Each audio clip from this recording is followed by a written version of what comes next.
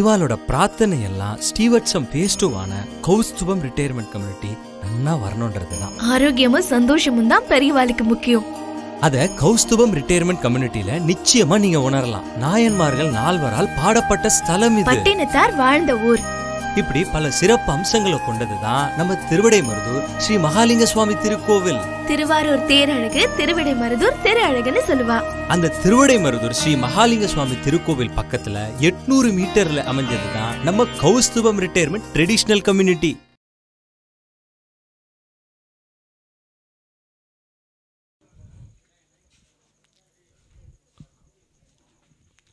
அனைவருக்கும் இனிய நற்காலை வணக்கங்கள். காலம்பரம் ஆயிடுச்சு.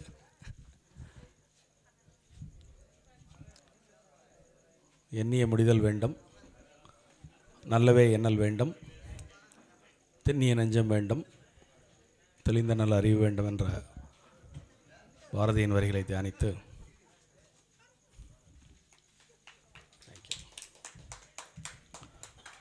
ரொம்ப ஒரு அருமையான ஒரு நிகழ்ச்சி. இன்று வைகுண்ட ஏகாதசி. இங்கு வந்த பொழுது ஒரு அருமையான இசை கச்சேரி நடைபெற்று கொண்டிருந்தது. அதனைத் தொடர்ந்து புல்லாங்குழல் வாசிக்கப்பட்டது. அனைத்துமே மதுர கானங்கள். இந்த விழா கமிட்டி பற்றி சற்று இங்கே காத்திருக்கும் நேரத்தில் கமிட்டி மெம்பர்ஸ் ஓரிருவரிடம் விசாரித்தேன். பொதுவாக அடியனுக்கு இந்திய பாரம்பரியத்திலே மிகுந்த ஈடுபாடு உண்டு. தொடர்ந்து ஒரு நிகழ்ச்சி நடைபெறுவது என்பது அவ்வளவு எளிமையான விஷயம் இல்லை. இந்த வைகுண்ட ஏகாதசி கமிட்டி 82வது ஆண்டாக இந்த நிகழ்ச்சியை நடத்தி கொண்டிருக்கிறது அப்படின்னு கேள்விப்பட்டேன். ஜஸ்ட்டு நம்ம இதை கேட்டவொன்னே அப்படி கடந்து போயிடுவோம். 82 ஆண்டுகள் அப்படிங்கிறது எவ்வளோ பெரிய கால இடைவெளி இல்லையா? 82 ஆண்டுகளாக இந்த தெருவை சேர்ந்தவங்களே இதை நடத்திட்டு இருக்காங்களாம். அது இன்னொரு அடுத்த தகவல். அப்போது ஒரு பெரியவர் சொன்னார், ஒரு 30-40 ஆண்டுகளுக்கு முன்பு திருபுவனத்தில் உள்ள எல்லா வீதிகளிலுமே இந்த வைகுண்ட ஏகாதசி கொண்டாட்டங்கள் நடைபெறும். ஆனால் இப்பொழுது அங்கெல்லாம் குறைஞ்சி போயிடுச்சு. இந்த தெருவை சேர்ந்தவங்க மட்டும் இன்னும் தொடர்ச்சியாக அதை நடத்திட்டு இருக்காங்க அப்படின்னு ஒரு தகவல். எல்லோரும் சேர்ந்து இந்த தெரு மக்களுக்கும் இந்த விழா கமிட்டிக்கும் ஒரு பெரிய கைதட்டல்களை வழங்கலாம்.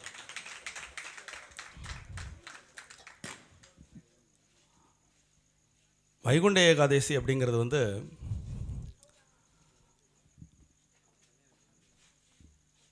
இந்துக்கள் கொண்டாடக்கூடிய பண்டிகைகளில் மிகவும் விசேஷமான ஒரு பண்டிகை.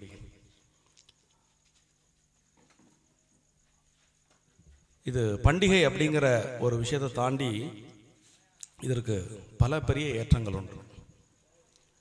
இந்தியாவில் தழைத்தோங்கிய பெரும் சமயங்களில் சைவமும் வைணவமும் தலை சிறந்தவை. அதில் வைணவத்தின் பெரும் கடவுளாக விளங்குபவர் மகாவிஷ்ணு. நான் ஒரு சின்ன டிஸ்க்ளைமர் கொடுத்துட்டு மேற்கொண்டு சொற்பொழிவை தொடரலாம் என்று இருக்கிறேன். பாலாஜி இருக்கார் இல்லையா, இப்போ கொஞ்சம் மிருதங்கம் வாசிச்சாரே, பாலாஜி ஸ்ரீவத்சத்துக்கு மிருதங்கம் வாசிக்க வருவார். அங்கு என்னுடைய சில சொற்பொழிவுகளை பார்த்ததன் காரணத்தால் இது மாதிரி எங்கள் ஊரில் ஒரு நிகழ்ச்சி நடக்கிறது, நீங்கள் பேச முடியுமா என்ற தொலைபேசியில் கேட்டார். அதற்கு என்ன அவசியம் இந்த சொன்னார். அது மாதிரி வைகுண்ட ஏகாதசி வருஷம் நாங்கள் பண்ணுறோம் சார், மாதிரி நீங்கள் பேசினா நல்லாயிருக்கும் அப்படின்னு கேட்டார். சரி என்ற உடனே ஒப்புக்கொண்டேன். என்ன தலைப்பு அப்படின்ன உடனே ஸ்பான்டேனியஸாக எடுத்த உடனே மகாவிஷ்ணுவின் மகிமை அப்படின்னு சொல்லிட்டேன். நிறைய நுட்பமான தலங்களுக்குள் தலைப்புகள் இருந்தாலும் மகாவிஷ்ணுவின் மகிமை என்ற தலைப்பை தேர்ந்தெடுத்ததற்கு ஒரு அடிப்படை காரணம் உண்டு. வைணவத்தின் கூறுகளை தத்துவமாக, மகாவிஷ்ணுனுடைய அவதாரங்களாக, ஆழ்வார்களின் பாசுரங்களாக, ஆழ்வார்களின் பெருமைகளாக, 108 திவ்ய தேச தலங்களின் வைபவங்களாக, இப்படி எத்தனையோ தலைப்புகளின் கீழ் இந்த வைணவத்தின் கூறுகளை பேசலாம். ஸோ வைகுண்ட ஏகாதேசி என்று இதில் எதை பற்றி பேசினாலும் அது அந்த மகாவிஷ்ணுவின் அம்சங்களில் ஒன்றாகத்தான் இருக்கும். அதனால் பளிச்சுன்னு இந்த மகாவிஷ்ணுவின் மகிமை அப்படிங்கிற ஒரு தலைப்பை அடியேன் எடுத்துக்கொண்டு விட்டேன். அந்த வகையில் இந்த மாதிரி ஒரு பாரம்பரியமிக்க, ஒரு தொன்மையான, ஒரு நீண்ட நடிக வரலாறு படைத்த ஒரு கமிட்டி நடத்தக்கூடிய ஒரு விழாவில் இன்று உங்களுடன் வைகுண்ட ஏகாதசி அன்று பெருமாளுடைய பெருமைகளையும் ஆழ்வார்கள் பற்றியும் என்னால் இயன்றவரை ஒரு சில கருத்துக்களை உங்களுடன் பகிர்ந்து கொள்வதில் அடியேன் பேருவகை கொள்கிறேன். முதற்கண் வைகுண்ட ஏகாதசி பிறந்த கதையை இந்த நாளில் சற்று சிந்தித்தல் நலம்.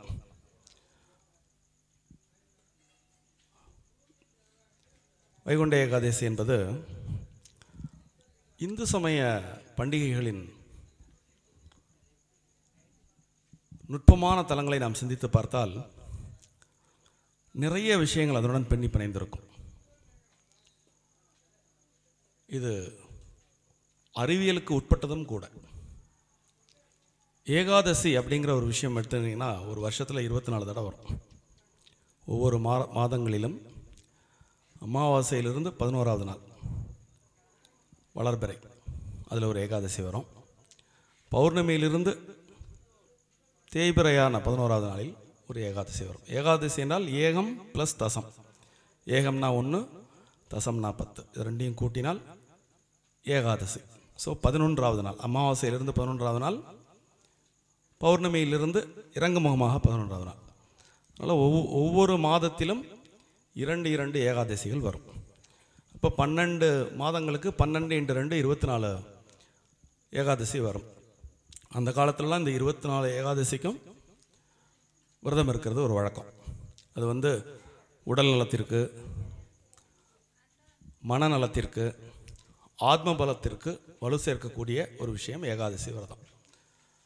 சரி, அப்படி இருக்க இந்த மார்கழி மாதத்தில் வரக்கூடிய இந்த வைகுண்ட ஏகாதசிக்கு ஏற்றம் ஏன் அதிகம் அப்படிங்கிற ஒரு கேள்வி இயல்பாக எழுமல்லவா?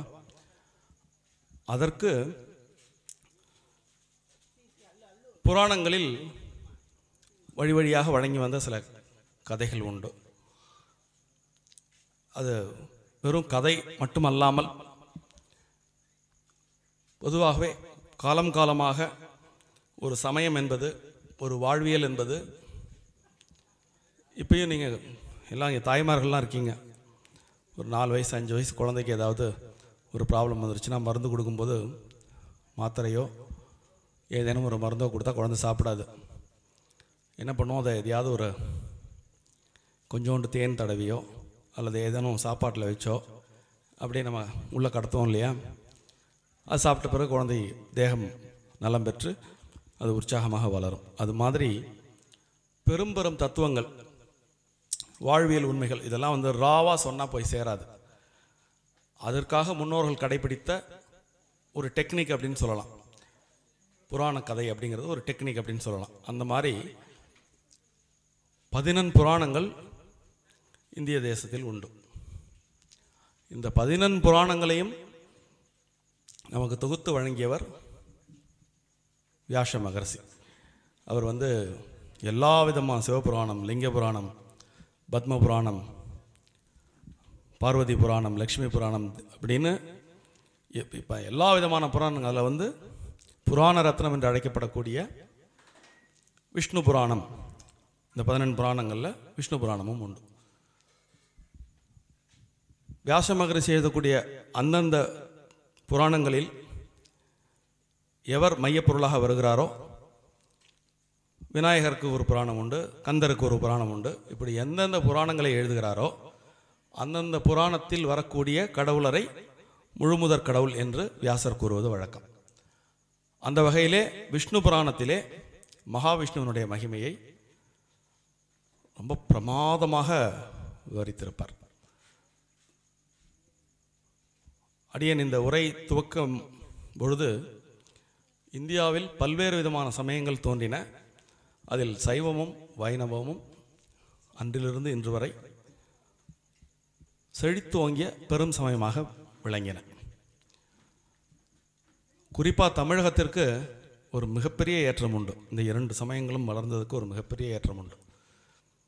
நார்த்திலலாம் கூட வைணவம் தமிழகத்தில் தழைத்தோங்கிய அளவிற்கு இன்றைக்கும் வட இந்தியாவில் தமிழ்நாட்டில் இருக்கக்கூடிய அளவுக்கு ஒரு செழிப்பான ஒரு சமய செழிப்பு இல்லை என்று கூறினால் அது ஒரு மிகையான கூற்றாக இருக்க முடியாது. இல்லை பக்தி இருக்கும், எல்லாம் இருக்கும். ஆனால் நம்மளுடைய வீச்சு இருக்குது பாருங்கள், அது ரொம்ப பிரமாதம். அதுக்கு என்ன காரணம் அப்படின்னா இந்த ஆழ்வார்களுடைய பங்களிப்பு. ஆழ்வார்கள் 12 பேர் சேர்ந்து 4000 பாடல்களில் திவ்ய பிரபந்தங்களாக நமக்கு வழங்கிய ஒரு மொழி ஆளுமை, மொழி செழுமை, அதுடன் கூடிய சிந்தனை செழுமை, இதில் பக்தி ஞானம் இதெல்லாம் கலந்த உடனே அதுக்கு ஒரு தனி ஆற்றல் வந்து விடுகிறது. அது நின்று நிதானமாக வேலை செய்து கொண்டிருக்கிறது என்று கூறினால் அதுவும் ஒரு மிகையான கூற்றாக இருக்க முடியாது. இந்த வைகுண்ட ஏகாதசியினுடைய கதையை ஏன்னா இது ஒரு இந்த நாளில் சொல்லுவதும் புண்ணியம், கேட்பதும் புண்ணியம் அப்படின்னு புராணங்கள்லாம் பதிவு செஞ்சுருக்கு. உங்களுக்கெல்லாம் அந்த புராண கதைகள்லாம் நிறைய கேட்டிருப்பீங்க. யாராக இருந்தாலும் தவம் செய்தால் அவர்களுக்கு வரம் கிடைக்கும். பிரம்மாவை நோக்கி தவம் செய்தால் வரம் கிடைக்கும். மகாவிஷ்ணுவை நோக்கி தவம் செய்தால் வரம் கிடைக்கும். இப்படி எந்த கடவுளர்களை நோக்கி, சிவனை நோக்கி தவம் செய்தால் வரம் கிடைக்கும். அந்த வகையில் முரன் அப்படிங்கிற ஒரு அசுரன், அவன் ஒரு நீண்ட நெடிய தவம் இயற்றி பெரும் வரங்களை பெறுகிறான். சிவன்கிட்ட வரம் பெறுகிறான். அப்படி பெற்ற வரத்தினால் நீண்ட ஆயுள், சக்தி, யாருடன் வேண்டுமானாலும் சண்டை போடலாம் அப்படிங்கிற ஒரு தகுதி இதெல்லாம் வந்து விடுகிறது. பொதுவாகவே ஒன்று இல்லாத வரைக்கும் அதை நோக்கி நம்ம போவோம். அது கிடைச்ச உடனே முதல்ல மனிதர்களுடைய பெரும்பான்மையினர்களுடைய குணம் என்ன அப்படின்னு கேட்டிங்கன்னா, உடனே அதை மிஸ்யூஸ் பண்ணுறது, தவறாக பயன்படுத்துதல். அது மாதிரி இந்த முரன் என்ற அசுரன் தேவர்களை துன்புறுத்த ஆரம்பித்தான், மனிதர்களை துன்புறுத்த ஆரம்பித்தான். இப்படி அங்கே சுற்றி இங்கே சுற்றி எல்லாரையும் அவனுடைய ஒரு நாளாக அவனுடைய கொடுமைகள் அதிகப்பட்டே சென்று கொண்டன. அப்போ வரம் கொடுத்த சிவனிடம் எல்லாரும் தேவேந்திரன், இந்திராதி தேவர்கள் எல்லாம் போய் இந்த முரன் என்ற அசுரனுடைய அட்டகாசம் ரொம்ப அதிகமாக இருக்குது, தேவலோகத்தில் அவனுடைய தொந்தரவுகள் ரொம்ப அதிகமாக இருக்குது, நீங்கள் தான் அதுக்கு ஏதாவது ஏற்பாடு செய்யணும்னு சிவபெருமான்கிட்ட சொன்னோன்னு, சிவபெருமான் இது போய் மகாவிஷ்ணுகிட்ட போய் இதை முறையிடுங்க, அவர் வந்து இதை பார்த்துக்குவார் அப்படின்னு சொன்ன உடனே இந்திராதி தேவர்கள் எல்லாம் மகாவிஷ்ணுகிட்ட போய் விண்ணப்பிக்கிறாங்க. அந்த மாதிரி முரன் என்ற அசுரன் எங்களுடைய அன்றாட பணிகளை செய்விடாமல் தடுக்கிறான், நீங்கள் தான் அவரை ஒன்று அவரை சரியான வழிக்கு மாற்றுங்க, இல்லைன்னா அவரை வதம் பண்ணிவிடுங்க அப்படிங்கிற மாதிரி விண்ணப்பிக்கிறாங்க. சரி அப்படின்னு சொல்லிவிட்டு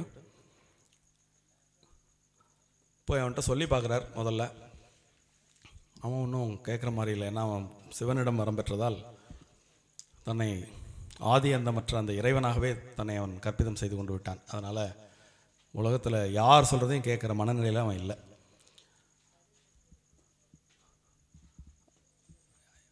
மகாவிஷ்ணுவை சண்டை கூப்பிட்றான்.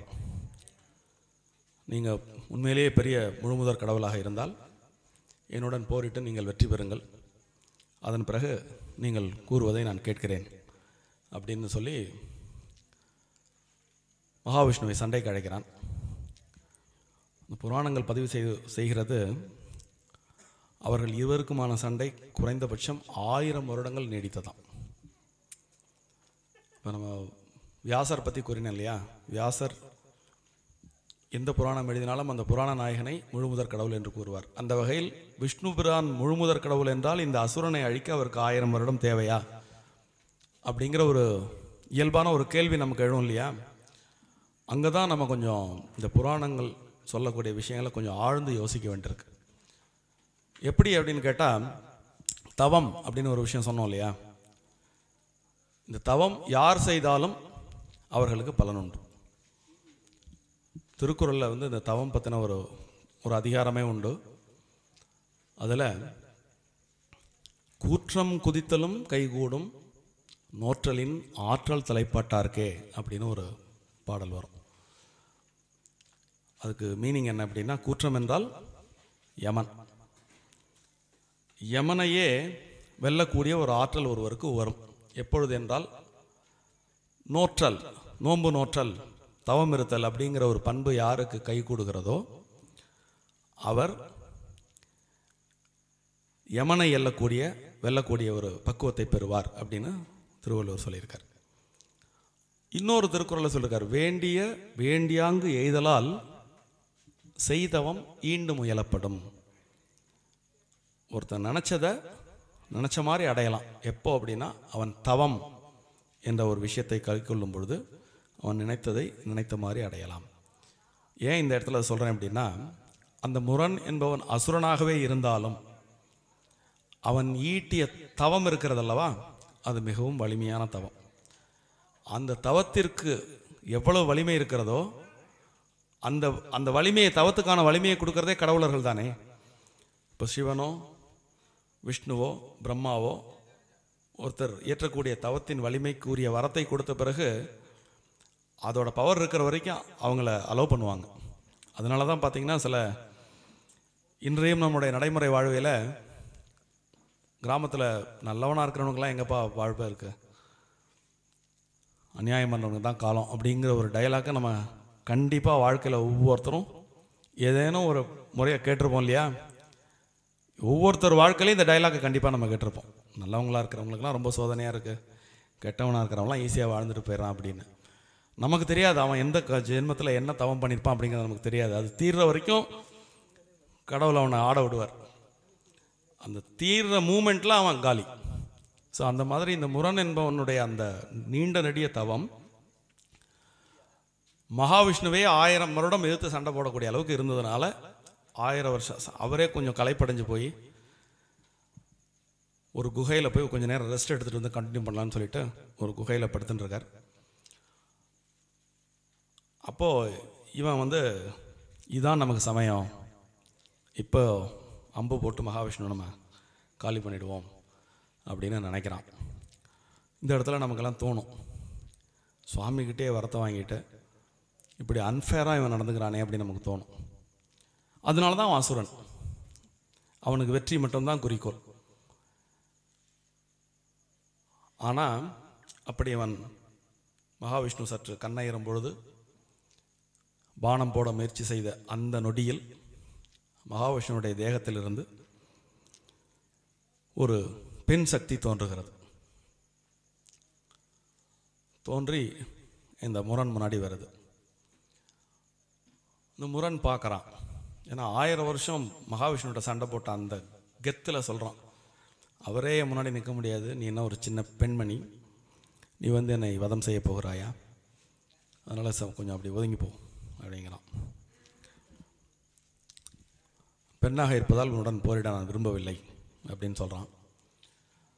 ஆனால் அவர் ரொம்ப சிரிச்சுட்டே சொல்கிறான், நீ அப்படிலாம் பார்க்க வேண்டாம், உன்னுடைய வீரதீர பிரதாபங்களை என்னிடம் நீ காட்டலாம் அப்படின்னா. சரி சொன்னால் கேட்க மாட்டேன்னு சொல்லிட்டு அந்த பெண் மீது அம்பு தொடுக்க முயற்சி செய்யும் பொழுது அவள் ஓம் அப்படிங்கிற மந்திரத்தை ஒரு தடவை சொல்கிறான். ஓம். அடுத்த நொடி இந்த முரண் பஷ்பமாகி விடுகிறான். அந்த பெண்ணின் பெயர் ஏகாதசி. மகாவிஷ்ணு முழிச்சு பார்க்குறார், முரண் சாம்பலாய் கிடக்கான். இந்த பெண்ணை பார்த்து எப்படி நடந்தது அப்படின்னா, எல்லாம் உங்களை நினச்சின்னு ஒரு ஓம் சொன்னேன், அவ்வளோதான் அவன் பஷ்பமாயிட்டான் அப்படின்னு. சரி, இவ்வளோ ஒரு மக்கள் மகிழும்படியாக இப்போ ஏற்பட்ட ஒரு காரியத்தை செய்திருக்கிறாய், உனக்கு என்ன வர வேண்டும் கேள் அப்படின்னு ஒரு மகாவிஷ்ணு கேட்குறார். கேட்ட உடனே அவன் சொல்கிறான், இன்றைய நாளில் யாரெல்லாம் உங்களை துதி செய்கிறார்களோ அவர்களுக்கெல்லாம் பரமபதத்தை நீங்கள் அருள வேண்டும். அந்த நாள் இந்த ஏகாதசி. ஸோ அந்த பெண் தனக்கென்று அவளுடைய அவதார நோக்கமே தேவர்களுக்காகவும் மனிதர்கள் படக்கூடிய துயரங்களை தீர்ப்பதற்காகவும் ஒரு கணநேர அவதாரம் எடுத்து அதை முடித்து கொண்டு அதிலும் பகவான் கொடுக்கக்கூடிய வரத்தை மக்களுடைய நலனுக்காக கேட்டு பெற்று திரும்பவும் மகாவிஷ்ணுவுடன் ஐக்கியமாகி விடுகிறாள். இது ஒரு புராண கதை, ஏகாதசி பற்றிய ஒரு புராண கதை. இந்த நிகழ்வு நடந்த நாள் இந்த நாள். இந்த நிகழ்வை நடத்திய அந்த பெண்மணியின் பெயர் ஏகாதசி. ஸோ அதனால் இந்த ஏகாதசி அன்று பெருமாளை எந்த ரூபத்திலேயாவது நம்ம நினச்சுட்டாலே பரமபதம் கிடைக்கும் அப்படின்னு புராணங்கள் பதிவு செய்து கொண்டிருக்கின்றன. இன்னொரு கதையும் உண்டு. நான் என்னுடைய உரையின் தொடக்கத்தில் ஒரு விஷயம் சொன்னேன். இந்தியா பூராம் சைவ வைணவம் அப்படிங்கிற பெரும் சமயம் இருந்தாலும் தமிழகத்தில் அதனுடைய எழுச்சியும் தாக்கமும் அதிகம் அப்படின்னு. பக்கத்தில் திருஇந்தலூர், மயிலாடுதுறை உங்களுக்கு தெரியும் இல்லையா? திருஇந்தலூரில் உள்ள பெருமாள் பரிமளரங்கன் 108 திவ்ய தேசத்தில் ஒன்று. அங்கே அந்த புராணம், கோயில் புராணத்தை நீங்கள் கேட்டிங்கன்னா வேதங்களை காப்பதற்காக பெருமாள் எடுத்த அவதாரம் பற்றிய செய்தி அந்த கோவிலில் வரும். அதனுடைய ஒரு கிளை கதையாக இந்த ஏகாதசி தொடர்புடைய ஒரு கதையும் வரும். பிரம்மா படைப்பு கடவுள். இந்த படைப்பு கடவுள் பிரம்மா, உலகத்தை காப்பவர் விஷ்ணு, அழிக்கும் கடவுளாக சிவன் அப்படிங்கிறது பொதுவாக நம்முடைய புராணங்களிலிருந்து ஒரு மேலோட்டமான செய்தியாக நம் அனைவரும் அறிந்த செய்தியே. அந்த வகையில் படைப்பு கடவுளான பிரம்மா படைப்பு தொழில் ஈடுபடுவதால் அவ்வப்பொழுது அவருக்கு கர்வம் தூக்குவது இயல்பு. நாம் தானே இந்த உலகத்தை படைக்கிறோம், அதனால் மூவரில் நாம் தான் பெரியவர் அப்படிங்கிற ஒரு எண்ணம் அப்பப்போ அவருக்கு வரும். அந்த எண்ணம் வரும்பொழுதெல்லாம் ஒரு ஃப்ரிக்ஷன், ஒரு ப்ராப்ளம் அப்படி வரும். ஸோ மகாவிஷ்ணு இந்த எண்ணத்தை அவர்கிட்டேருந்து போக்குறதுக்காக ஒரு சிறு முயற்சி எடுக்கிறார். அது என்ன முயற்சி அப்படின்னா, அவருடைய காதுகள், 2 காதுகளிலிருந்தும் மது கைடபர் அப்படின்னு 2 போர் வீரர்களை உருவாக்கி, நீங்கள் போய் பிரம்மாவிடம் சற்று சண்டையிட்டு அவருடைய கர்வத்தை குறைத்து விட்டு திரும்பி வாருங்கள் அப்படின்னு அவங்க 2 பேரையும் உருவாக்கி அனுப்பி வைக்கிறார். அவர் பிரம்மாவோட சண்டை போடுற உடனே பிரம்மாவால் இவங்க 2 பேரையும் எதிர்த்து நிற்க முடியல. ஏன்னா மகாவிஷ்ணு உருவாக்கி அனுப்பின வீரர்கள் இல்லவா, கிட்டத்தட்ட மகாவிஷ்ணுவனுடைய அந்த குணங்கள் அவங்களுக்கு இருக்குது. மகாவிஷ்ணு சங்கு சக்கரவதாரி. அவர் பொதுவாக பெரும்பாலும் அவர் அமைதியாக அனந்த சயனத்தில் இருப்பார். பெரும்பாலும் யுத்தத்துக்கெலாம் அவர் போகிறதில்ல. அப்படி போகிற நேரத்தில் சர்வசாதாரணமாக அவர் சக்கரத்தை ஏவினார்னா அந்த சக்கரம் ஹதம் பண்ணிட்டு திரும்ப வந்துடும். அதனால் பெரும்பாலும் அவர் நேரடி யுத்தத்தில் போகிறதில்ல.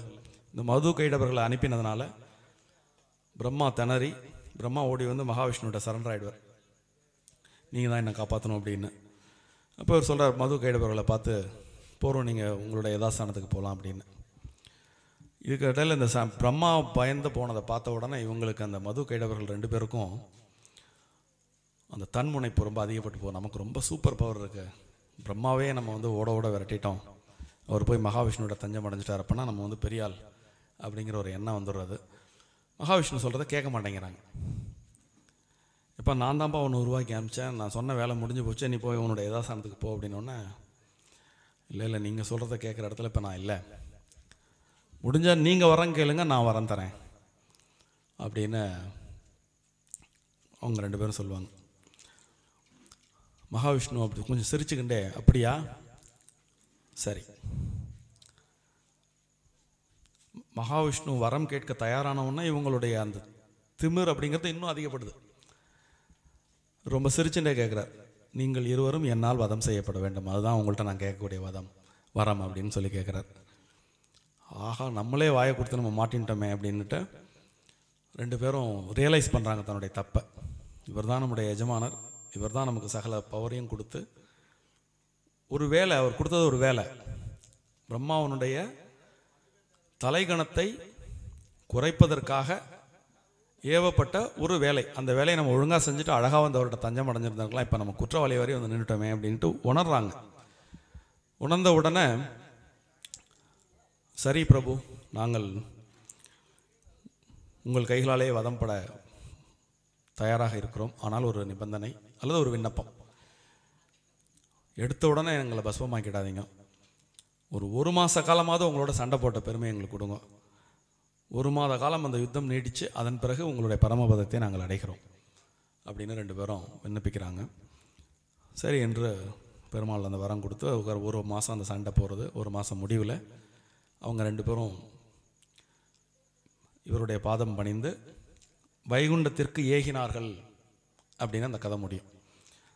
அவங்க 2 பேரும் இவருடைய பக்தர்கள், இவர் உருவாக்கினதுனால இடையில கொஞ்சம் மனம் தடுமாறமாகி அவங்களுக்கு கொஞ்சம் ஒரு ஈகோ வந்ததுனால அவங்கள மன்னித்து அவர் ஏற்றுக்கிறார். அந்த நாளும் ஏகாதசியில் வந்தது. ஸோ இந்த பரமபதத்திற்கும் ஏகாதசிக்கும் ஒரு பெரும் தொடர்பு. இந்த பரமபதம்னா என்ன அப்படிங்கிறத வைணவத்தினுடைய தத்துவ கூறுகளை சொன்னால் உங்களுக்கு புரியும். வைணவம் என்ற தத்துவம் 5 தலங்களில் இயங்குகிறது. முதல் தலம் பரம். பரம் என்றால் இந்த ஒட்டுமொத்த உலகமும் எதனால் ஆக்கப்பட்டதோ, எதன் அடிப்படையில் இயங்குகிறதோ அந்த இடம், அந்த சக்தி பரம். இது ரொம்ப மோர் டெக்னிக்கல், இது ரொம்ப சூட்சுமமானது. அது எல்லையற்ற ஒரு பரவெளி.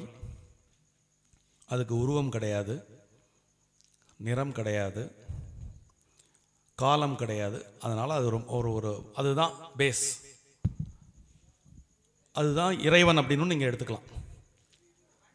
அதுதான் ஒவ்வொருத்தரும் அடைய வேண்டிய ஒரு நிலை என்பதாகவும் எடுத்துக்கொள்ளலாம். ஸோ இது எடுத்த உடனே எல்லாருக்கும் புரியாது, இந்த பரம் என்றால் என்ன அப்படிங்கிறது புரியாது. அதனால் அந்த பரமாக இருக்கக்கூடிய அந்த இறை வியூகம் அப்படின்னு ஒரு ஸ்டெப் இறங்கி வருது. அந்த வியூகம் அப்படிங்கிற ஸ்டெப்பில் தான் அந்த உலகத்தை அதை உருவாக்குது. நம் பார்க்கக்கூடிய பிரபஞ்சம், கோள்கள், உயிர்கள், இதெல்லாம் வந்து பார்த்திங்கன்னா அந்த வியூகம் அப்படிங்கிற 2வது நிலையில் ஏற்படுகிறது. அந்த 2வது நிலையிலிருந்து இதை எப்படி அடுத்த நிலைக்கு எடுத்து செல்வது என்று அதுவே யோசிக்கிறது. அதனால் 3வது நிலை வருகிறது. அந்த 3வது நிலை என்பது விபவம் அப்படின்னு. அந்த விபவம் என்ற நிலையில்தான் மகாவிஷ்ணு 10 விதமான அவதாரங்களை எடுத்து உலகில் தீமையை ஒழித்து நன்மையை நிலைநாட்டுகிறார். 4வது நிலை வந்து இப்படி அவர் உலகத்தை உருவாக்கி தீமைகளை ஒழித்து நன்மைகளை நிலைநாட்டிய பிறகு 6 அறிவு பெற்ற மனித சமுதாயத்திற்கு அவரே உள்ளும் புறமுமாய் இருந்து அனைத்தையும் இயக்குகிறார் என்ற உண்மையை புரிய வைக்கக்கூடிய அந்த 4வது நிலை அந்தர்யாமி என்று அதற்கு பெயர். இந்த அந்தர்யாமி என்ற நிலையும் எல்லோராலும் விளங்கி கொள்ளப்படக்கூடிய ஒரு நிலை அல்ல. அதற்கு குறைஞ்சபட்சம் இப்படி கண்ணை மூடி தியானம் பண்ணக்கூடிய ஒரு பவர், உடல், அதாவது கண்ணால் காணக்கூடிய காட்சிகளை தாண்டி கண்ணை மூடினீங்கன்னா உலகம் ரொம்ப விரியும். எப்போவுமே கண்ணை திறந்தா ஒரு இங்கேருந்து ஒரு 500 மீட்டர் பார்க்கலாம், தடையில்லாட்டி 1 கிலோமீட்டர் பார்க்கலாம், 2 கிலோமீட்டர் பார்க்கலாம். மேக்ஸிமம் ஒரு 5 கிலோமீட்டர் வரைக்கும் உள்ள ஒரு மலை மாதிரி ஒரு மலை உச்சியிலிருந்து நீங்கள் பார்த்தீங்கன்னா ஒரு 5 கிலோமீட்டர் டிஸ்டன்ஸ் அவங்களால பார்க்க முடியும். ஸோ கட்புலன் என்பது எல்லைக்கு உட்பட்டது. கண்ணை மூடி சூட்சுமமாக நீங்கள் மனம் கொண்டு பார்க்கக்கூடிய அந்த பார்வை எல்லை தாண்டி விரியக்கூடிய ஒரு பிரம்மாண்டம்.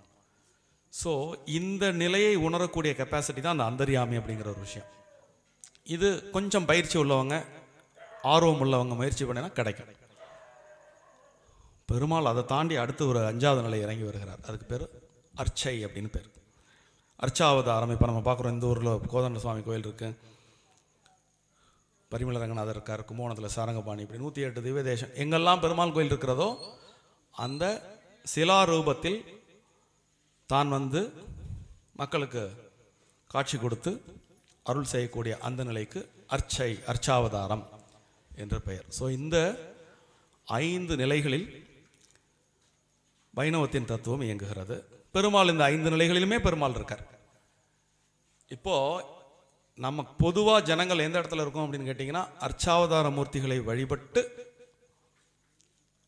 இறைவனுக்கும் நமக்கும் ஒரு சின்ன டிஸ்டன்ஸ் இருக்குது. அதில் இந்த டிஸ்டன்ஸை குறைச்சி போய் சேர வேண்டிய இடம் பரமம். அதனால தான் இந்த பரமபதம்னா, எதனால் அந்த பரமபதத்துக்கு ஏற்றம் அப்படின்னா, அங்கேருந்து தான் வந்தோம், வந்து ரொம்ப தூரம் தாண்டி ரீச் பண்ண முடியாத அளவுக்கு எட்டத்தில் போயிட்டோம். கொஞ்சம் கொஞ்சமாக சரி பண்ணி நம்மளை திரும்ப அந்த இடத்துக்கு கொண்டு போய் சேர்க்கறது தான் திரும்ப வாழ்வின் நோக்கம்.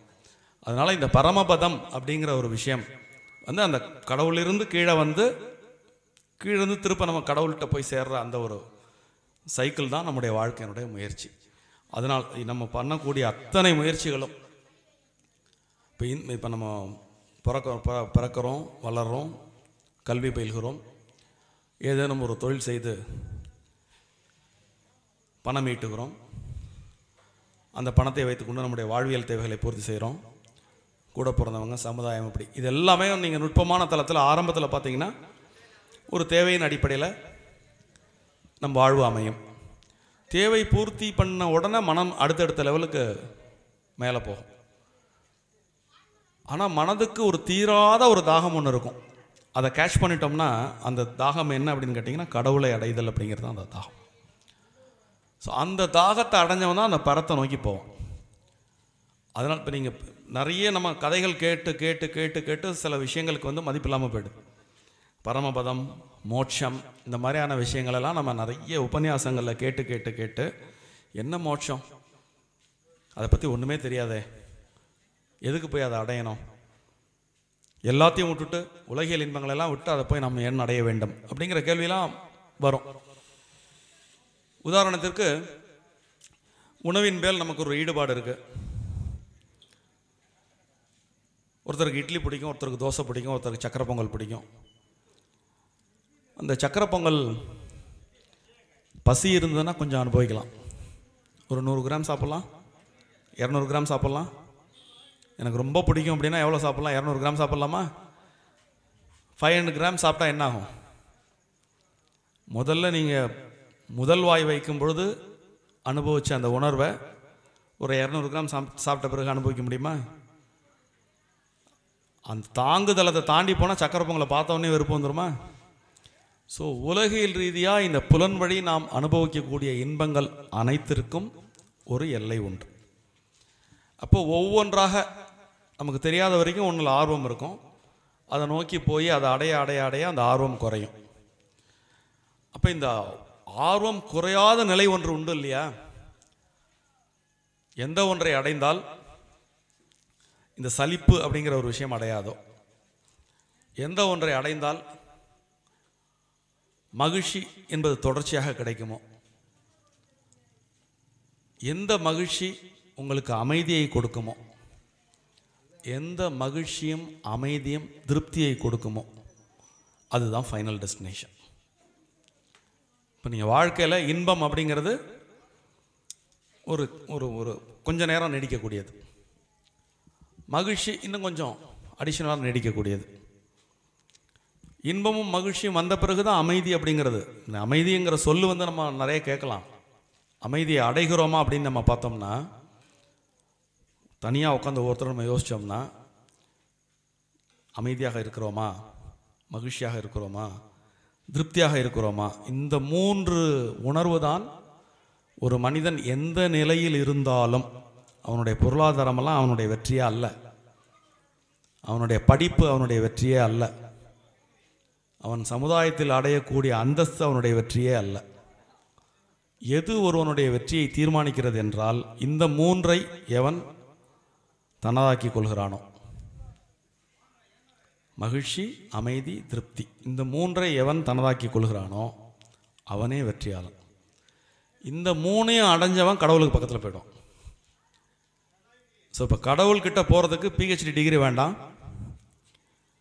இங்கிலீஷில் மாஸ்டராக இருக்க வேண்டிய அவசியம் இல்லை, மொழியில் பெரிய புழமையானவனாக இருக்க வேண்டியதில்லை, ஒரு தொழிலில் புத்தகனாக இருக்க வேண்டிய அவசியம் இல்லை. அதனால தான் நீங்கள் இந்த புராண கதைகளெல்லாம் நீங்கள் நிறைய பார்த்தீங்கன்னா, ஒரு சாதாரண ஒருத்தருக்கு வந்து பரமபதம் கிடைக்கும். இப்போ நம்ம பார்த்தோமே, அரக்கர்களாக இருப்பவர்கள், அசுரர்களாக இருப்பவர்கள், அவங்களுக்கு பரமபதம் கிடைக்கும். தகுதி என்பது அது ஒரு தியரி ஆஃப் ரிலேட்டிவிட்டி மாதிரி. கடவுள் வைக்கிற டெஸ்ட்டே வேறு, அந்த டெஸ்ட்டில் பாஸ் பண்ணுறவங்களாம் அந்த பரமபதத்தை அடைஞ்சிடுவோம். இப்போது இந்த கதையை இந்த நேரத்தில் சொல்வதற்கான நோக்கம் என்ன அப்படின்னா, வாழ்க்கை அப்படிங்கிறது ஒரு காட்டாற்று வெள்ளம் போல் ஒவ்வொருத்தருக்குமே உலகில் பிறந்த ஒவ்வொருத்தருக்குமே நாம் ஒரு திசையில் பயணம் பண்ண நினைப்போம். ஆனால் அந்த பயணத்தோட திசை பல்வேறு விதமான காரணங்களில் வேறு இடத்துக்கு போகும். இங்கே உட்காந்துருக்கிற ஒவ்வொருத்தருமே நுட்பமாக யோசித்து பார்த்தீங்கன்னா தெரியும். என்ன காரணம் அப்படின்னா, பல்வேறு விதமான விஷயங்கள் நம்மை கட்டுப்படுத்துகின்றன. நம்ம நினச்சதை நடத்த முடியாமல் போகிறதுனாலேயே தான் நம்ம வந்து குறைஞ்சபட்சம் சிந்திக்க ஆரம்பிக்கிறோம், நமக்கு தெரியாத ஏதோ ஒரு சக்தி எங்கேயோ இருக்குது அப்படின்னு. இந்த பாயிண்ட்டை கேட்ச் பண்ண உடனே அவனுக்கு ஒரு நிதானம் வரும். அந்த நிதானம் வந்த பிறகு வழி தானாக கிடைக்கும். வழி கிடைச்ச பிறகு பயணம் அப்படிங்கிறத அதுக்கப்புறமும் தெளிவு வேணும். ஸோ இந்த பக்தி அப்படிங்கிறது வாழ்க்கையில் எந்த விதத்தில் நமக்கு உதவுது அப்படின்னா, நம்மளால் ஒரு விஷயத்தை 360 டிகிரியில் கண்ட்ரோல் பண்ண முடியாது. நமக்கு தெரிஞ்சதை விட தெரியாத விஷயந்தான் அதிகம். அதனால தான் ஔவையார் சொல்லியிருக்கா, கற்றது கையளவு கல்லாதது உலகளவு. அப்போ நமக்கு தெரிஞ்ச விஷயங்கள் நம்மளை கட்டுப்படுத்துறதை விட நமக்கு தெரியாத விஷயங்கள் தான் நம்மளை ரொம்ப அதிகமாக கட்டுப்படுத்துது. இப்போ அந்த தெரியாத விஷயங்கள்லேருந்து நம்ம தப்பிக்கிறதுக்கு என்ன பண்ணணும்? தெரியாத விஷயங்கள்லேருந்து நம்ம அன்றாடம் அழைக்கழைக்கப்படுகிறோம் இல்லையா, அதுலேருந்து நம்ம எப்படி நம்மளை காப்பாற்றிக்கிறது? அப்போது நம்மை மீறிய ஒரு சக்தியிடம் நாம் தஞ்சம் புகுற வேண்டிய ஒரு அவசியம் ஏற்படுகிறது. அதுதான் ப்ரேயர். அந்த ப்ரேயரில் வைணவம் சொல்லிக் கொடுக்கக்கூடிய பெரிய விஷயம் சரண்டர். சரணாகதி அப்படிங்கிற ஒரு விஷயத்தை மாம் ஏகம் சரணம் விரச்ச அப்படின்னு பெருமாள் சொல்கிறார் இல்லையா, என்னை சரணடை உன்னை காப்பாற்றுகிறேன் அப்படின்னு. அந்த சரணாகதி தத்துவத்தை ஒருவரால் அடைய முடியும் என்றால் அவர் கவலைப்பட வேண்டிய அவசியமே இல்லை. பரிபூர்ண நம்பிக்கையை 2 விஷயத்தில், ஒன்று கண்ணுக்கு தெரியாத ஒரு சக்தியை நம்பணும். எப்படி நம்பணும்? பரிபூர்ணமாக நம்பணும். அப்படி பரிபூர்ணமாக நம்பக்கூடிய எவரையும் அவர் கரை சேர்த்தி தூக்கி விடுகிறார் அப்படிங்கிற ஒரு பெரிய செய்தியை வைணவம் இந்த உலகத்திற்கு கடத்துகிறது. இந்த ஏகாதசிக்கு இன்னொரு கதையும் உண்டு. பராசர பட்டர் அப்படின்னு ஒரு மகாமுனிவர் இருந்தார். அவர் பெருமாள் கோயிலுக்கு போனால் பெருமாளை பார்க்கவே மாட்டார். அவர் தாயார் சன்னதிக்கு மட்டும்தான் போவார். தாயார் சன்னதிக்கு நேராக போவார், தாயாரை கும்பிடுவார், வீட்டுக்கு போயிடுவார். பக்கத்தில் இருக்கிற பெருமாளை திரும்பியே பார்க்க மாட்டார். இது தொடர்ச்சியாக போயிருந்தது. பெருமாளுக்கே ஒரு மாதிரி ஆகி ஒரு நாளைக்கு தாயார்கிட்ட சொல்கிறார், இன்றைக்கி நான் வந்து உன் வேஷத்தில் போய் இவருடைய சேவையை நான் ஏற்றுக்க போகிறேன், நீ எனக்கு பர்மிஷன் கொடுக்கணும் அப்படின்னு கேட்டவுடனே, தாராளமாக நீங்கள் போயிட்டு வாங்கோ அப்படின்னு தாயார் பர்மிஷன் கொடுத்துட்றா. அவர் பெருமாள் வந்து தாயார் மாதிரி தன்னை மாற்றிக்கொண்டு இவருடைய சேவையை எதிர்பார்த்து அந்த இடத்துக்கு போகிறார். இவர் வழக்கம் போல் வரார், தாயாரை பார்த்து சேவிக்கிறார். ஒரு நுட்பமான தளத்தில் வரக்கூடிய பக்திக்கு அந்த சின்ன வேரியேஷன்ஸை கண்டுபிடிச்சிட முடியும். டெய்லி பார்க்குற தாயார் மாதிரி இல்லையே இவ. எப்படி அவர் கண்டுபிடிக்கிறார் அப்படின்னா, தாயாருக்கு 2 கண்ணிலும் பரிபூர்ணமான அருளாசி வழங்கக்கூடிய ஒரு பேராற்றல் உண்டு. நீங்கள் பெருமாள் வந்து அருளவும் செய்வார், வதமும் பண்ணுறார் இல்லையா, அதனால் ஒரு கண்ணில் கருணையும் ஒரு கண்ணில் கோபமும் பெருமாளுக்கு உண்டு. இது வந்து அந்த தாயாராக வந்திருக்கக்கூடிய பெருமாள் இதை அவரால் மறைச்சிக்க முடியல. அதனால் ஒரு கண்ணில் அருளும் ஒரு கண்ணில் கோபமும் தெரியறது இவர் பராசரப்பட்டர் கண்டுபிடிச்சிடார். இவர் யோசிச்சுட்டு, ஆஹா இவர் அப்படி யோசிச்சுட்டே இருக்கும்போது பெருமாள் சொல்லிடுறார், நீ நினைக்கிறது சரிதான்ப்பா, நீ இப்படி வந்து எப்போதும் தாயாரை மட்டும் பார்த்துட்டு என்ன நீ பார்க்காம போகிற, உன்னுடைய சேவையை பெறுவதற்காகவே நான் இன்றைக்கி மாறு வேஷத்தில் வந்திருக்கேன் அப்படின்னோன்னா, சுவாமின்னு பாதத்தை பிடிச்சிக்கிண்டு என்னை மன்னிச்சிருங்கோ, நான் தாயாருடைய பெருங்கருணைக்கு ஆட்பட்டு நான் உங்களை பார்க்காம விட்டுட்டேன், உங்களை நான் பார்க்காம விட்டது தப்பு தான், என்னை வந்து உங்களுடைய பரமபதத்தில் என்னை சேர்த்துக்கோங்க அப்படின்னு பராசரப்பட்டர் வந்து அந்த அம்பாள் ரூபத்தில் இருக்கக்கூடிய பெருமாளுடைய காலை பிடிச்சு, இன்றைய தினமான இந்த ஏகாதசியினுடைய மகிமை ஓரளவுக்கு நமக்கு புரிந்திருக்கும் என்று கருதுகிறேன். இந்த வைகுண்ட மார்கழி மாதத்தில் வரக்கூடிய இந்த வைகுண்ட ஏகாதசி அன்று பெருமாளை ஒரு நிமிடம் நினைப்பவனே அந்த பரகதியை அடைவான் என்று கூறினால் 82 வருஷமாக தொடர்ச்சியாக நீங்கள் இந்த வைகுண்ட ஏகாதசி பெருவிழாவுக்கு ஒரு கமிட்டி போட்டு வருஷம் இதை நடத்தி கொண்டிருக்கக்கூடிய இந்த விழா குழுவினர் வெகு நிச்சயமாக வைகுண்டத்தை அடைவார்கள் அப்படிங்கிறதுல எந்த விதமான சந்தேகமும் இல்லை.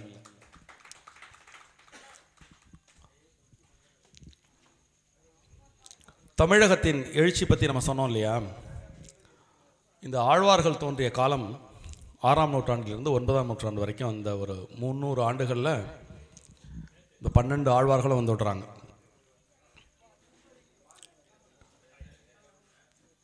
ஆழ்வார்களுக்கு முந்திய வைணவம் தமிழகத்தில் எப்படி இருந்தது, எங்கெல்லாம் பெருமாள் பற்றிய தகவல்கள் வருகின்றன அப்படின்னு ஒரு சின்ன ஒரு ஆய்வை மேற்கொண்டோம்னா, தொல்காப்பியத்தில் பெருமாள் பற்றின குறிப்பு வருது. மாயோன்மேய காடுரை உலகம் அப்படின்னு தொல்காப்பியத்தில் அந்த காலகட்டத்தில் நிலவி வந்த வழிபாடுகள், தெய்வங்கள், இவைகளை பற்றிய குறிப்புகள் தெளிவாக இடம்பெறுகின்றன.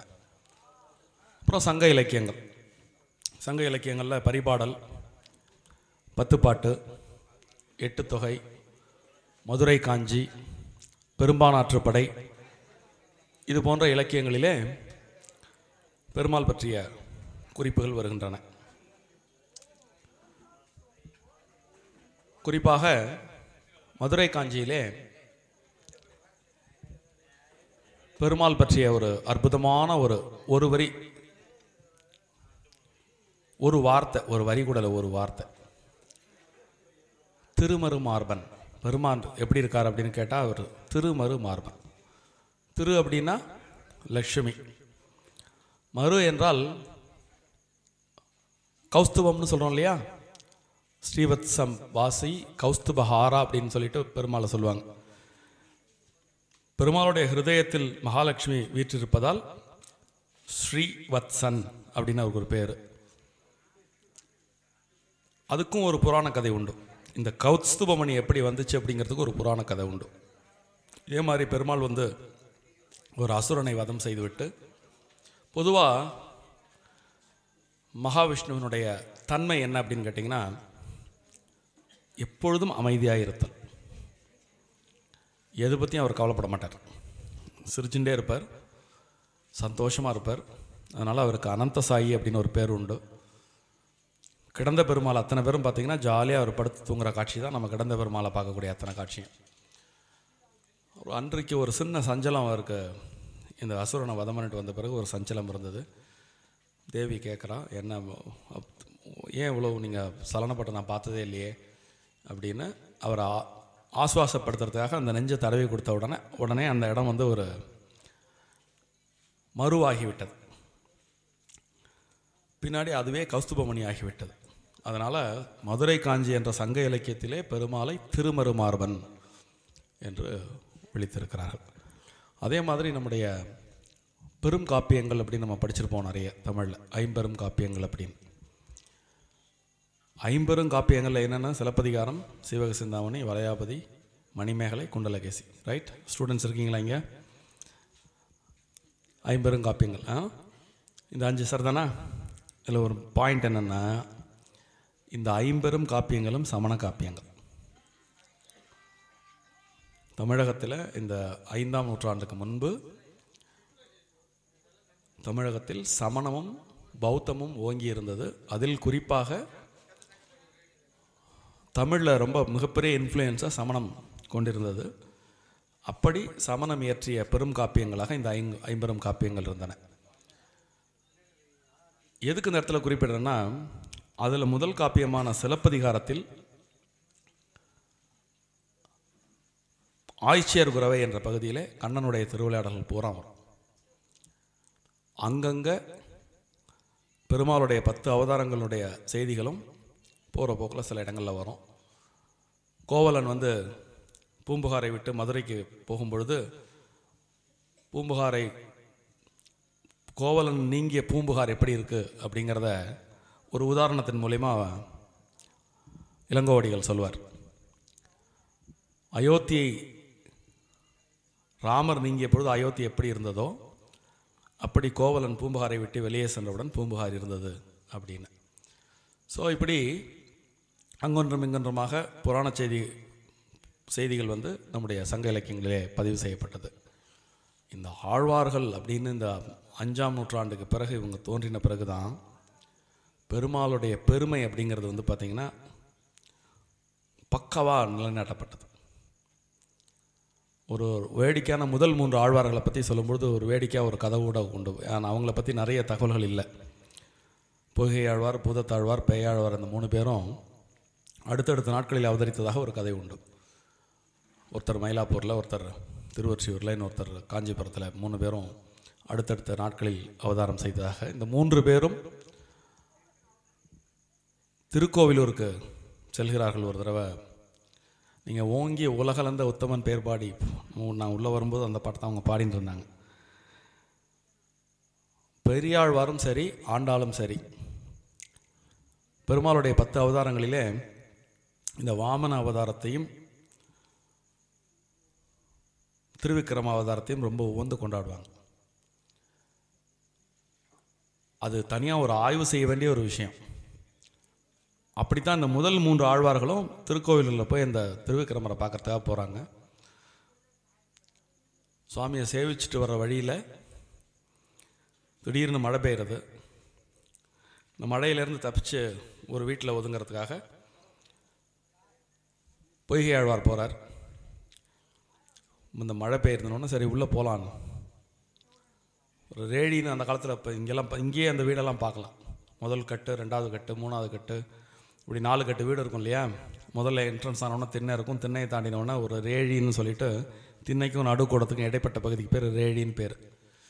ஸோ அந்த ரேழியில் போய் நீங்கள் கொஞ்சம் வெயிட் பண்ணுங்கன்னு சொல்லி அந்த ஹவுஸ் ஓனர் சொல்கிறார். போகும்போது அவர் யோசிக்கிறார், இடம் சின்னதாக இருக்குது, ஒருவர் கிடக்கலாம் அப்படிங்கிறார். சரின்ட்டு பொய்கை ஆழ்வார் போய் உள்ளே போகிறார். கொஞ்ச நேரத்தில் பூதத்தாழ்வார் வருகிறார். அவர் மழை பெய்யுறது எனக்கு கொஞ்சம், நான் இங்கே தங்கிட்டு போகிறேனே அப்படின்னு. தாராளமாக போங்க உள்ள அப்படின்னோடனே உள்ளே அவர் பொய்கை ஆழ்வார் 2 இருக்கலாம், வாங்க நீங்கள் உள்ளே வாங்கன்னு அவர் கூப்பிட்றாரு. ஸோ அவங்க 2 பேரும் போய் அந்த ரேடியில் உட்காந்துக்கிறாங்க. 3வதாக பேயாழ்வார் வர்றார். அவரும் இந்த கொஞ்சம் நேரம் நான் இங்கே இருந்துட்டு போகிறேன் அப்படின்னு. தாராளமாக. அப்போ உள்ள 2 பேரும் சொல்கிறாங்க, ஒருவர் கிடக்கலாம், 2 இருக்கலாம், 3 நிற்கலாம், அதனால் நீங்களும் உள்ளே வாங்க அப்படின்னு சொல்லி கூப்பிட்றாங்க. ஸோ 3 பேர் நிற்கிறாங்க. இதை மேலோட்டமாக ஹாஸ்யமாக நம்ம பார்த்தா கூட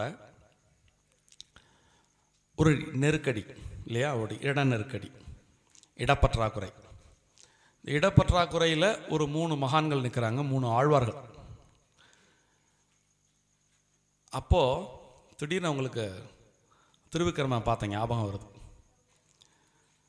அப்போ பொய்கை ஆழ்வார் டக்குன்னு ஒரு பாட்டு பாடுறார். வையம் தகழியா வார்கடலே நெய்யாக அப்படின்னு ஒரு பாட்டு பாடுறார். அடுத்த உடனே பூதத்தாழ்வார் அன்பே தகழியா ஆர்வமே நெய்யாக இன்புருகு சிந்தை ஈடுதறியாக அப்படின்னு இவர் 2 பேர் பாடின உடனே பேயாழ்வார் திருக்கண்டேன் பொன்மேனி கண்டேன் திகழும் அருக்கனின் அணிநிறம் கண்டேன். இப்போ இந்த பாடலை டீகோட் பண்ணோம்னா பிரம்மாண்டமான தத்துவங்களை நம்ம புரிஞ்சுக்கலாம். முதல்ல பாடின ஆழ்வார் இந்த உலகம் இருக்குது பார்த்தீங்களா, கண்ணால் பார்க்கக்கூடிய இந்த உலகத்தை பேஸ் பண்ணி பாடுறார். வையம் தகழியே வார்கடலே நெய்யாக, இந்த ஒட்டுமொத்த உலகமே ஒரு விளக்கு. அதில் இந்த கடலில் இருக்கக்கூடிய தென்னையை வந்து நான் நெய்யாக போடுறேன். செங்கோதிரி ஒன்று கற்பருங்க, அவர் தான் ஒளி. ஸோ கண்ணால் காணக்கூடிய பிரபஞ்ச தத்துவத்தை அவர் சொல்கிறார். அடுத்து பூதத்தாழ்வார் அன்பே தகழியா, கண்ணால் காண முடியாத பிரம்மாண்டத்தை சொல்கிறார். அன்பே தகழியா ஆர்வமே நெய்யாக இன்புருகு சிந்தை இடுதிரியாய். முதல்ல நீங்கள் பார்க்குற ஸ்தூலங்களை பூரா அவர் சொல்கிறார், இவர் சூட்சுமத்தை சொல்கிறார். இது ரெண்டையும் புரிஞ்சின்ற உடனே பேயாழ்வார் சொல்கிறார், திருக்கண்டேன் பொன்மேனி கண்டேன், திகழும் அருக்கன் அணிநிறம் கண்டேன். ஸோ உள்ளும் புறமும் இருப்பது அந்த திருதான் அப்படின்னு. இந்த மூன்று ஆழ்வார்களை பற்றின பெரிய செய்திகள் கிடையாது. ஆனால் 3 பேரும் 100 பாடல்கள் ஏற்றிருக்காங்க. 100ம் பிரமாதமாக இருக்கும். தமிழில் 4000 திவ்ய பிரபந்தத்தினுடைய சுவை பார்த்திங்கன்னா அது ஒவ்வொருத்தரும் நேரடியாக அனுபவிக்க வேண்டிய ஒரு அற்புதம். என்ன சொன்னாலும் என்ன கேட்டாலும் நேர படித்து அனுபவிக்கிறதுக்கு இணையாக வரவே வராது. அதனால் அதை நான் உங்களுக்கு இந்த ஆர்வத்தை தூண்டுறதோடு நான் நிப்பாட்டிக்கிறேன், நீங்கள் போய் படிங்க. அதன் பிறகு குலசேகர ஆழ்வார். குலசேகர ஆழ்வார் ஒரு பேசிக்கலி ஒரு ராஜானா ஒன்று சாதாரணமான ஆள் கிடையாது. அவர் சேர சோழ பாண்டியர்களில் ஒரு சேர நாட்டு ராஜா. பாண்டியர்களையும் சோழர்களையும் வென்றவர். மும்முடி சோழ சக்கரவர்த்தின்னு மும்முடி சேர சக்கரவர்த்தின்னு சொல்லலாம் அவரை. இதுக்கு ரெஃபரன்ஸ் அவருடைய 600 பாசுரங்களில் ஒரு பாசுரங்கள் சொல்கிறார் அவர். கூடல் நாயகன்,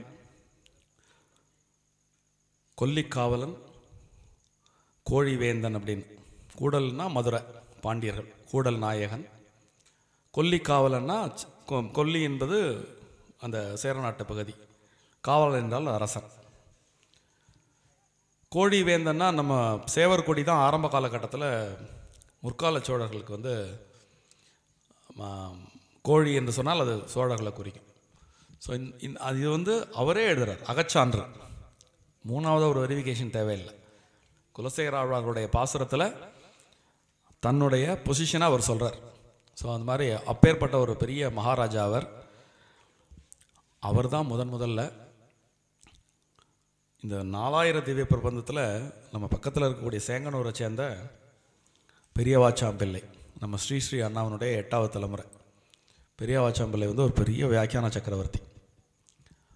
அவர் இந்த 4000 திவ்ய பிரபந்தத்துக்கு உரை எழுதியிருக்கார்.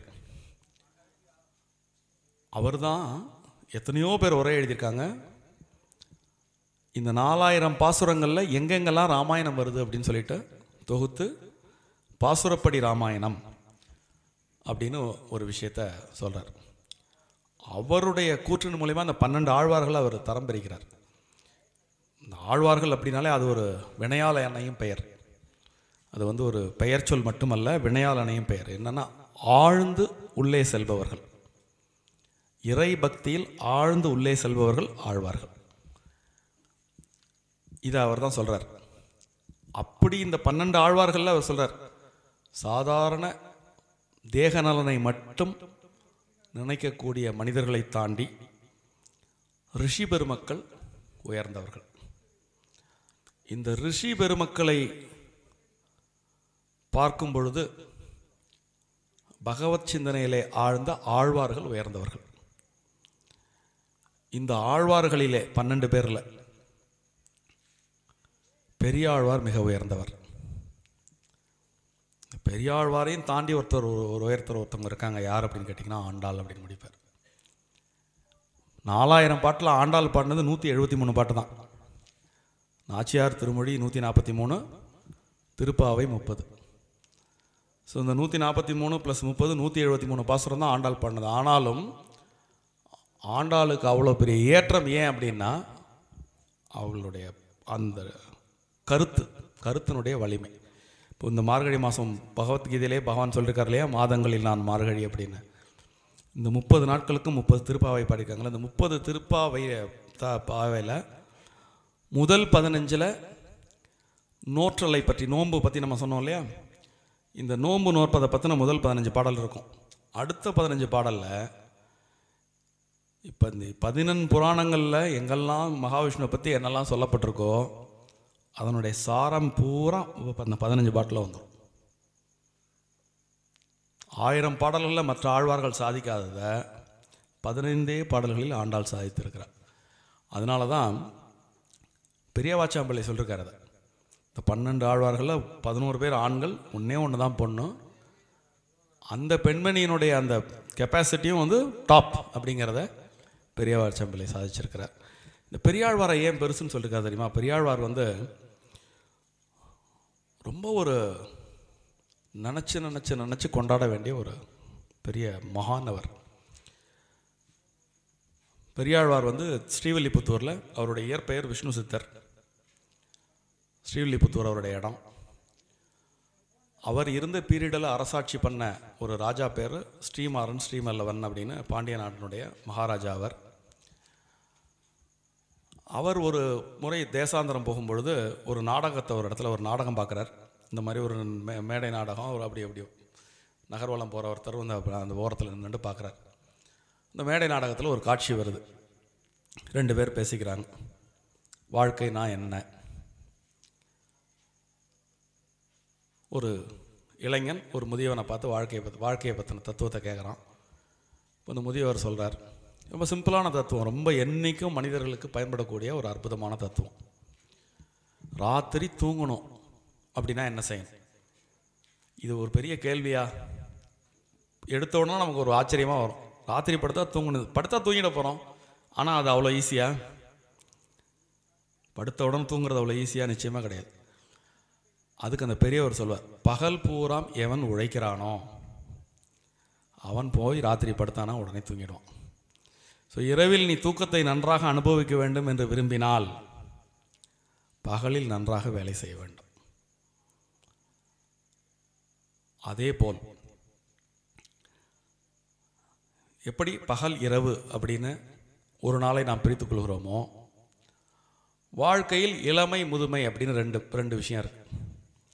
இப்போ முதுமையில் எவன் சுகமாக இருக்கிறானோ அவனே வெற்றியாளன்.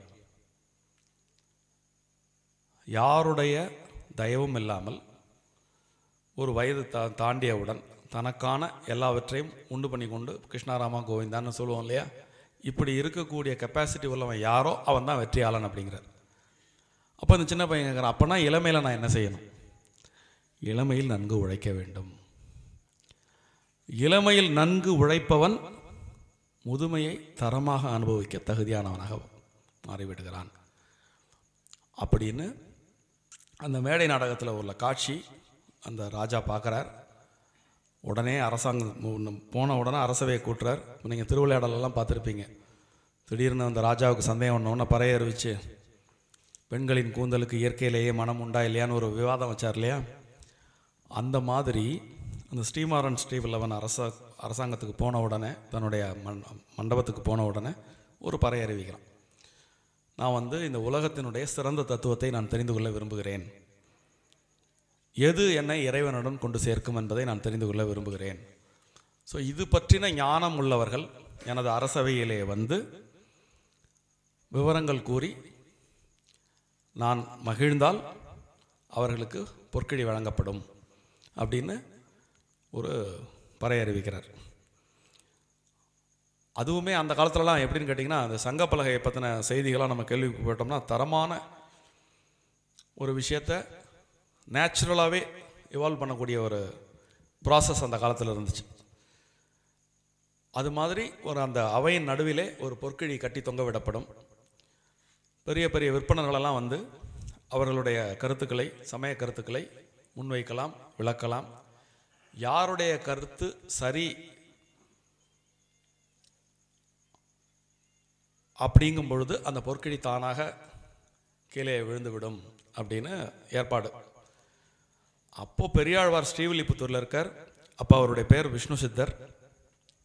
அவருடைய கனவுல பெருமாளே போய் இது மாதிரி ஸ்ரீமாறனுடைய அரசவையில் இப்படி ஒரு அறிவிப்பு வந்திருக்கு, நீ போய் ஜெயிச்சுட்டு வா அப்படின்னு சொல்லி ஆசீர்வாதம் பண்ணி அனுப்பிச்சார். போயிட்டு வான்னு சொல்லலை, நீ போய் வென்று வா அப்படின்னு விஷ்ணு சித்தருக்கு ஆசீர்வாதம் பண்ணி பெருமாள் அனுப்புகிறார். அது மாதிரி விஷ்ணு சித்தர் வரார். அவருக்கு மூச்சு இழுக்கிறது, மூச்சு விடுறது, முழிச்சுட்டு இருக்கிறது, தூங்கிறது, இப்படி 24/7 ரத்தம், சதை, எண்ணம், மூச்சு, இப்படி எல்லாத்துலேயும் பெருமாள் தான். பெருமாள் பெருமாள் பெருமாள். அதனால் அவர் அங்கே போகிறார். வைணவத்தினுடைய சிறந்த கருத்துக்கள் அங்கே எடுத்து சொல்கிறார். எல்லாரை காட்டிலும் அவர் ஒரு சிறந்த முறையில் சொன்னதுனால அவர் அந்த இடத்துல வெல்கிறார். எந்த அளவுக்கு அவர் இம்ப்ரெஸ் பண்ணுறார் அப்படின்னா, ராஜா இவரை ஏத்துண்டு பொற்கழி கொடுத்ததோடு மட்டும் அல்லாமல் இவரை கௌரவப்படுத்த ஆசைப்படுறார். அதனால் என்ன பண்ணுறாருன்னா, பட்டத்து யானையில் அவரை உட்கார வச்சு நகர்வலம் கூட்டின்னு போகணுன்னு ஆசைப்படுறார் பெரியாழ்வார். அப்படி பட்டத்து யானையில் அப்படி உட்கார்ந்த உடனே அவருக்கு ஏற்ற மாதிரி பெருமாளும் தாயாரும் காட்சி கொடுக்குறார். உடனே அப்போ தான் அவர் பல்லாண்டு பாடுறார். திருப்பல்லாண்டு அப்படின்பது இயற்றப்பட்ட நேரம். அது ஒருத்தருடைய தகுதி என்பது அவர்களுக்கு வாய்க்கக்கூடிய வளங்களை பொறுத்து நாம் புரிந்து கொள்ளலாம். இப்போது புற வெற்றி அடைந்திருக்கிறார்.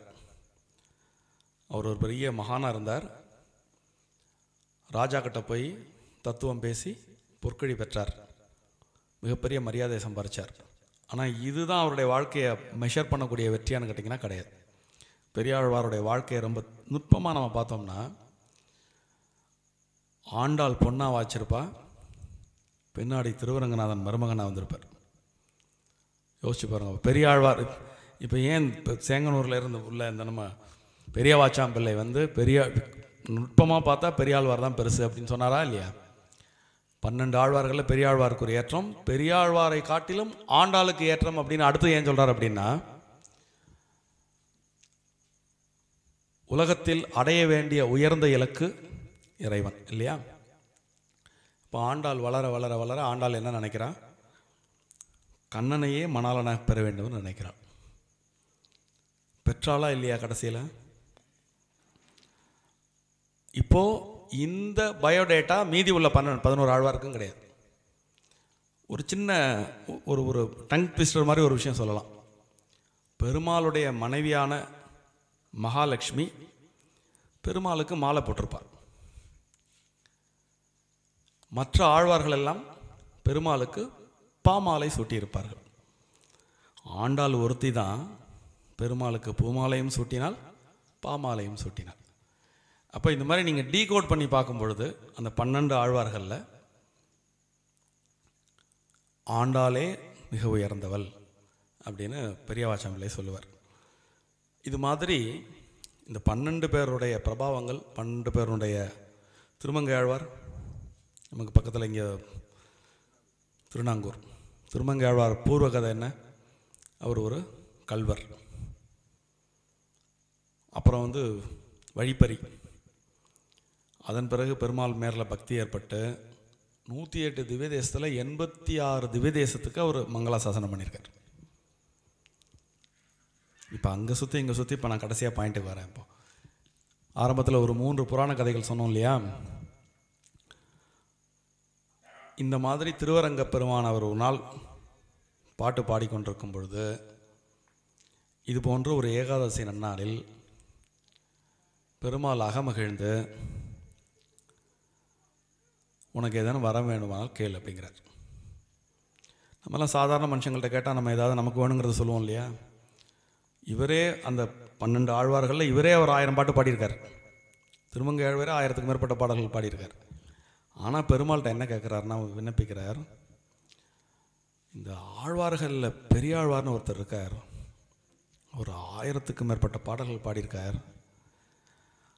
அந்த பாட்டை நீ டெய்லி கேட்கணும்ப்பா. ஒரு நாளைக்கு 100 பாட்டாக ஒரு 10 நாளைக்கு கேட்கணும். இந்த ஏகாதசிக்கு பின்னாடி ஒரு 10 நாள் வருது இல்லையா, ராப்பத்து. இந்த ராப்பத்தில் நீ கேட்கணும். அதுக்கு ஒரு தொடர்ச்சியான ஒரு ஏற்பாடு பண்ணு. இதுதான் என்னுடைய விண்ணப்பம் அப்படிங்கிறார்.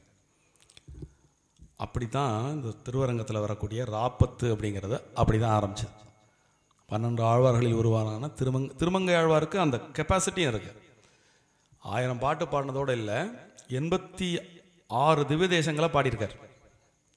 108ல் 86 திவ்ய தேசங்களை பாடியிருக்கார். அப்போ அவர் கேட்டால் பெருமாள் செய்ய தானே செய்வார். அதனால் அன்றிலிருந்து திருவரங்கத்திலே ராப்பத்து நிகழ்ச்சி நடக்க ஆரம்பிச்சது. அவருக்கு பின்னாடி வந்த நாதமுனி பற்றி வைணவம் இன்றைக்கி இப்படி இருக்குது, 4000 திவ்ய பிரபந்தமாக நமக்கு கிடச்சிருக்கு, நம்ம இந்த 12 ஆழ்வார்களை பற்றி இப்படி பேசுகிறோம் அப்படின்னா அது காரணம் நாதமுனிகள் தான். எப்படி சைவத்தில் நம்பியாண்டார் நம்பி திருமறைகளை தொகுத்தாரோ, நம்பியாண்டார் நம்பி இல்லைன்னா 18,000 திருமுறை பாட்டு நமக்கு கிடச்சிருக்காது. அது மாதிரி 4000 திவ்ய பிரபந்த பாடல்கள் நமக்கு கிடைச்சதுக்கு காரணம் இந்த நாதமுனிகள். ஸோ இந்த நாதமுனிகள் ஒரு முறை திருவரங்கத்துக்கு போய் பெருமாள் அதே மாதிரி பெருமாளை சேவிச்சுட்டு இருக்கும்போது பெருமாள் அவருக்கும் வரங்கேளுப்பா அப்படிங்கிறார். அப்போ அவர் இதை ஞாபகம் வச்சுன்னு சொல்கிறார். திருமங்கை ஆழ்வார் ஒரு பெரியாழ்வாரோட 1000 பாட்டை பாடுறதுக்கு ஏற்பாடு பண்ணிட்டார். இன்னும் மிச்சம் உள்ளவங்களாம் பாடின ஒரு 2000 பாட்டுக்கு மேலே இருக்கு, அதையும் கேட்குறதுக்கு நீ ஒரு ஏற்பாடு வேணால் தேவையில்லை அப்படின்னு நாதமுனிகள் சொல்லுவார். ஸோ நாதமுனிகளுடைய அந்த வாக்கிற்கு இணங்க இந்த ஏகாதசிக்கு முந்தின ஒரு 10 நாள் இருக்கு பாருங்கள், அது பகல் 10 அப்படின்னு திருவரங்கத்தில் 2வது வைணவ சம்பிரதாயத்திலேயே இந்த ராப்பத்து பகல் 10 அப்படிங்கிறது பிரம்மாண்டமான ஒரு விசேஷம். இது இயல் இசை நாடகத்துடன் கூடிய ஒரு அற்புதமான நிகழ்ச்சியாக திருவரங்கத்தில் நடக்கும். இன்றைக்கும் நடக்கும், இப்போ 10 நாள் நடக்கும், நாளைக்கு அடுத்த 10 நாள் நடக்கும். கண்கொள்ளா காட்சி. இயல் இசை நாடகம் 3ஆலும் அது வெளிப்படுத்தப்படும். இதை நமக்கு ஏற்பாடு பண்ணி கொடுத்தது திருமங்கை ஆழ்வாரும் நாதமுனிகளும். இந்த மாதிரி பெருமைகளை நம்ம தொடர்ச்சியாக பேசிகிட்டே போகலாம், நிறைய பேசின்னு போகலாம். அடுத்தடுத்து உங்களுக்கும் நிறைய பல்வேறு விதமான பணிகள் இருக்கும். ரொம்ப அற்புதமான இந்த வைகுண்ட ஏகாதசி நன்னாளில் இது மறக்கவே முடியாத ஒரு நாளாக என்னுடைய வாழ்க்கையில் இருக்கும். ஏன்னா நான் பாரம்பரியத்தில் ரொம்ப நம்பிக்கை உள்ள ஆள். அதுவும் இன்றைக்கி டீவியேஷன் அப்படிங்கிறது ஒரு 10 வருஷத்துக்கு முந்தி, ஒரு 15 வருஷத்துக்கு முந்தி கூட பழைய பாரம்பரியத்தை யாராங்க ஒருத்தனை கடைபிடிச்சு வந்தாங்கன்னா அது ஒன்றும் பாராட்டுக்குரிய விஷயம் இல்லை. கடந்த இந்த விஞ்ஞான யுகத்தில் வாட்ஸ்அப், ஃபேஸ்புக், யூடியூப் அப்படின்னு நம்மளை பல்வேறு பக்கம் பிடிச்சி இழுக்கக்கூடிய பல விஷயங்கள் வந்த பிறகும் விடாமல் ஒரு காரியத்தை 82 வருஷமாக ஒரு கமிட்டி செய்கிறது அப்படின்னா எவ்வளவு பாராட்டினாலும் தகும். பெருமாளுடைய பரிபூரண அருளுக்கு இந்த கமிட்டியை சார்ந்தவர்கள், அவருடைய குடும்பத்தார்கள் அந்த அருளை அடைவார்கள் அப்படின்னு நான் பெருமாள்கிட்ட பிரார்த்தனையும் பண்ணிக்கிறேன். இந்த பாரம்பரியத்தில் தான் நம்முடைய கலாச்சாரம் அப்படிங்கிறது நிற்கிறது.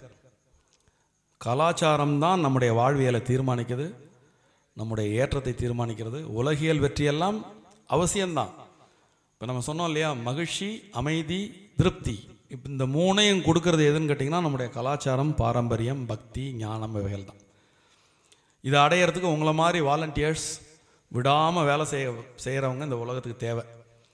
அப்படிப்பட்ட ஒரு இடத்துல இன்றைக்கி உங்கள் மத்தியில் உங்களில் ஒருவனாக உங்களுடன் உரையாட கிடைத்த ஒரு வாய்ப்பை பெருவாய்ப்பாக எண்ணி மகிழ்ந்து நன்றி கூறி அமைகிறேன். நன்றி.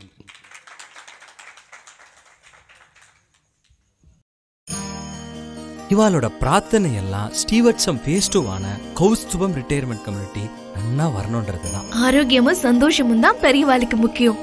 அத கௌஸ்துபம் ரிட்டையர்மெண்ட் கம்யூனிட்டியில நிச்சயமா நீங்க உணரலாம். நாயன்மார்கள் 4வரால் பாடப்பட்ட ஸ்தலம் இது. பட்டினத்தார் வாழ்ந்த ஊர். இப்படி பல சிறப்பு அம்சங்களை கொண்டதுதான் நம்ம திருவிடைமருதூர் ஸ்ரீ மகாலிங்க சுவாமி திருக்கோவில். திருவாரூர் தேரழகு திருவிடைமருதூர் திரு அழகுன்னு சொல்லுவா. அந்த திருவிடைமருதூர் ஸ்ரீ மகாலிங்க சுவாமி திருக்கோவில் பக்கத்துல 800 மீட்டர்ல அமைஞ்சதுதான் நம்ம கௌஸ்துபம் ரிட்டையர்மெண்ட் ட்ரெடிஷனல் கம்யூனிட்டி.